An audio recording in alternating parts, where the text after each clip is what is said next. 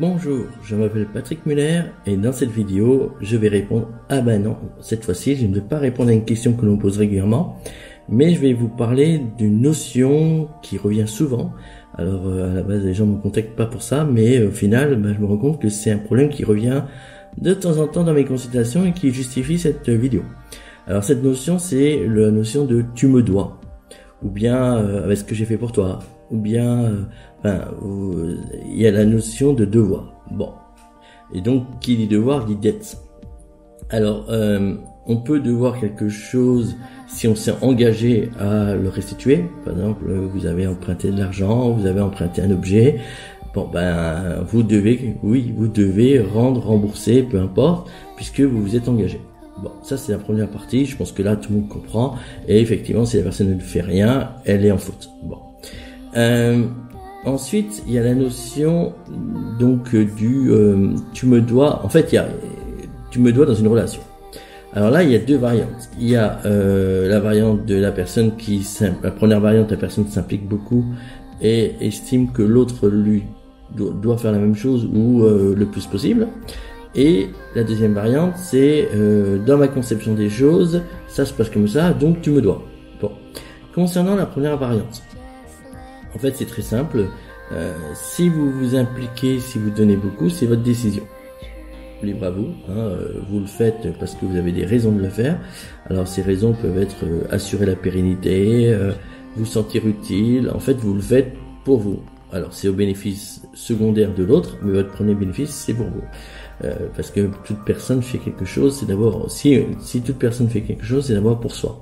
Alors je sais que ça paraît dingue, mais c'est comme ça. On est des humains, on fonctionne comme ça. Donc si maintenant vous êtes beaucoup investi dans une relation ou dans un élément de la relation, exemple, je sais pas moi, vous avez déployé des heures et des heures à écouter l'autre personne, votre conjoint, votre conjointe, pour raconter sa vie, ses ex, ses malheurs, etc., etc.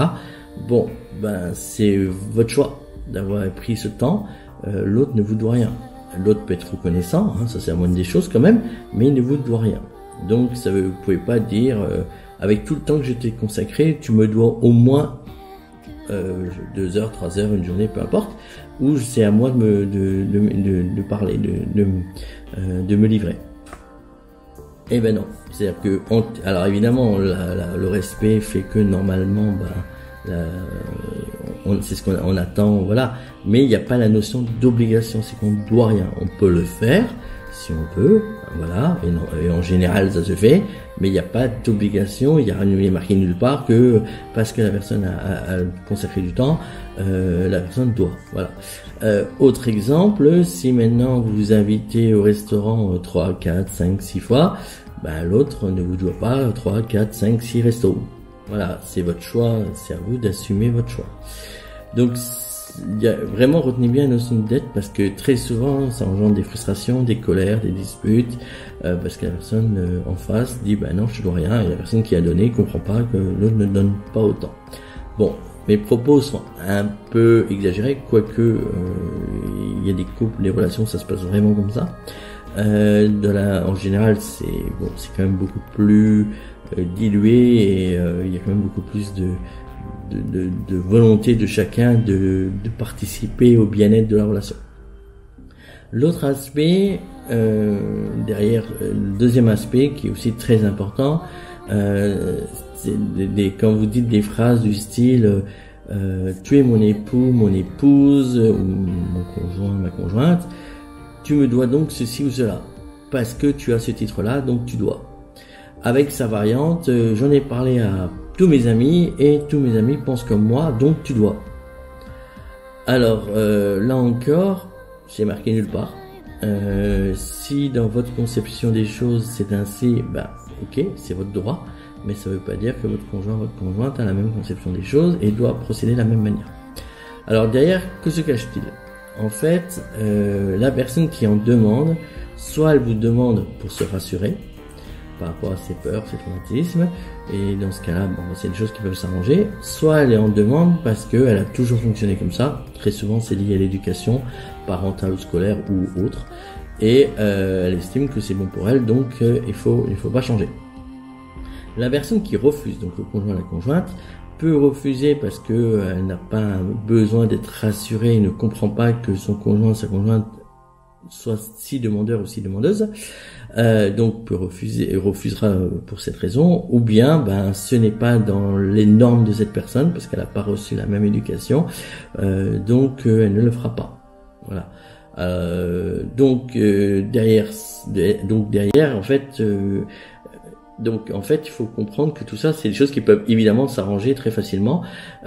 Chacun doit comprendre comment fonctionne l'autre, analyser le comportement de l'autre. Alors ça, c'est moi qui le fais lors des consultations, parce que ça demande un minimum de connaissances dans ce domaine-là, qui explique les tenants et les aboutissants.